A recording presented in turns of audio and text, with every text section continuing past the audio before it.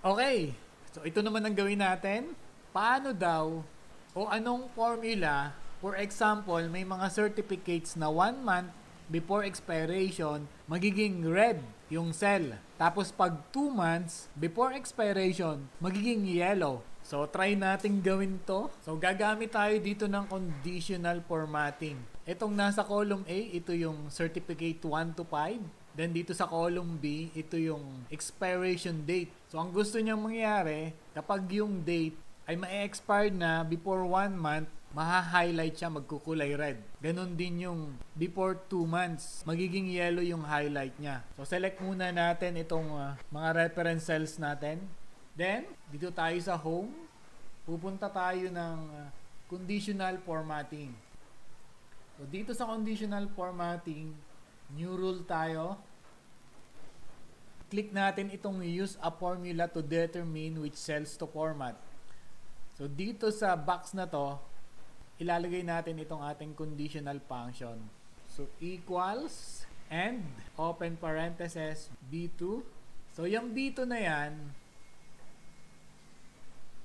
ito yung cell reference natin, yung certificate 1. Kaya B2 siya. So wag niyong kalilimutan na palitan yan kapag wala sa B2 yung inyong expiration date.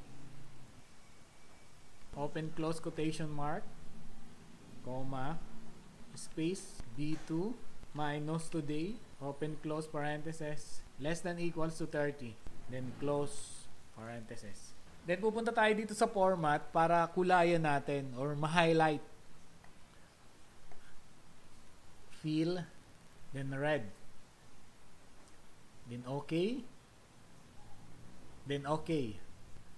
So yun, at nakita natin na nagkulay red yung cells noong certificate na may expiration na before 1 month. So ang gagawin naman natin, yung before 2 months, mag-highlight siya ng yellow.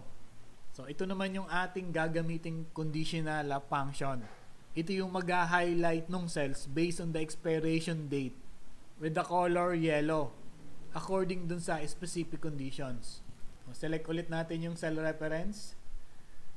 Then home, conditional formatting, then new rule, use a formula to determine which cells to format. Dito sa box, ilagay natin yung ating conditional formatting. Then go to format again. Fill, gawin natin yellow yung color. Hit OK. Then OK. So ang tanong, bakit walang naging yellow dito? Today is June 10. Itong certificate 2 ay 8/15. Wala pang before 2 months ito. So palitan natin to. Gawin nating 8:09. Nakaset pala yun sa 12 AM. Enter natin. So ayun, naging yellow na yung ating certificate 2.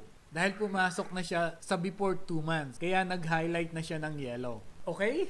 Madali lang kapag alam natin. Napakahirap pag hindi natin alam. Kaya keep on learning. Follow my Facebook page and subscribe to my YouTube channel for more tutorials.